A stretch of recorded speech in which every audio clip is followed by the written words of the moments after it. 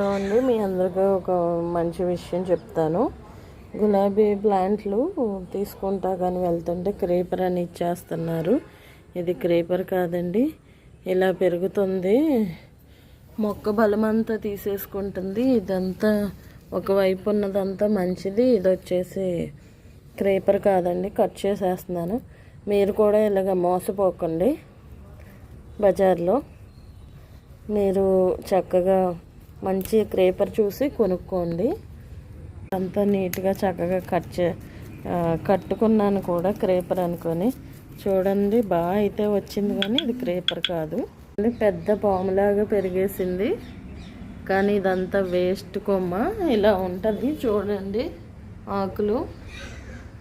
ఈ మొక్కను మనం ప్రాపగేట్ చేసుకుంటే బాగా పువ్వులు వస్తాయి. అది కూడా వీడియో కూడా మీకు పెడతాను. ఈ షార్ట్ నచ్చితే సబ్స్క్రైబ్ చేయండి. Bye guys.